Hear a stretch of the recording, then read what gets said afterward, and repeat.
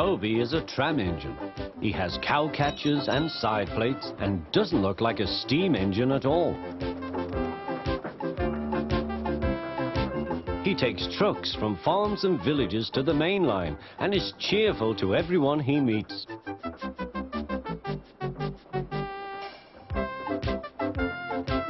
He has a coach called Henrietta, who has seen better days. It's not fair at all, she grumbles, remembering that she used to be full and 9 trucks would rattle behind her.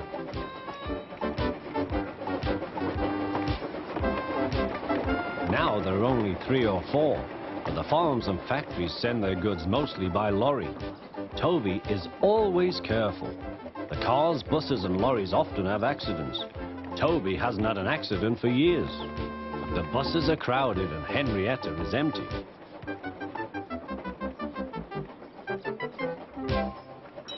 A lady and a stout gentleman stood on Toby's platform. He was, of course, the fat controller, but Toby didn't know this yet. "Come on, grandfather," cried the children. "Do look at this engine." "That's a tram engine, Stephen," said the fat controller. "Is it electric?" asked Bridget. "Whoosh!" hissed Toby. "Shh, shh," said her brother. "You've offended him." "But trams are electric, aren't they?" "They are mostly, but this is a steam tram." "May we go in it, grandfather? Please?" "Stop," said the fat controller to the guard. They all scrambled into Henrietta. "Hip, hip, hooray!" chanted Henrietta. But Toby did not sing. "Electric indeed, electric indeed," he snorted. He was very hurt. "What is your name?" asked the fat controller. "Toby, sir." "Thank you, Toby, for a very nice ride." "Thank you, sir," said Toby.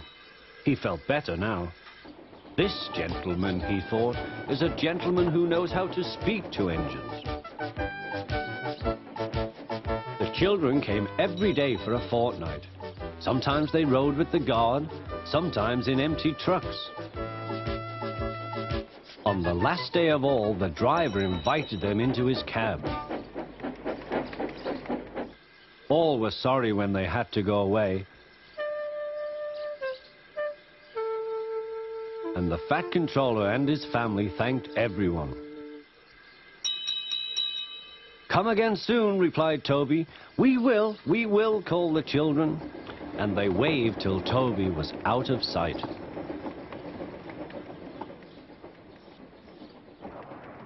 The months passed. Toby had few trucks and fewer passengers. "Our last day, Toby," said his driver one morning. "The manager says we must close tomorrow."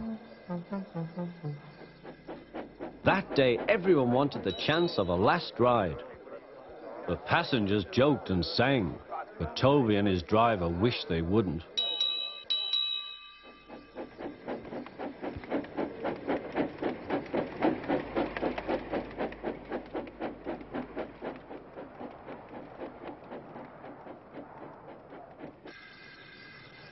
"Goodbye, Toby," said the passengers afterwards.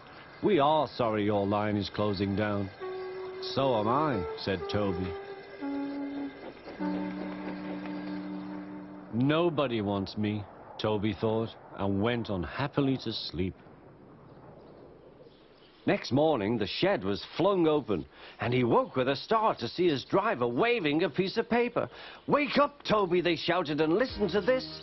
It's a letter from the Stout Gentleman."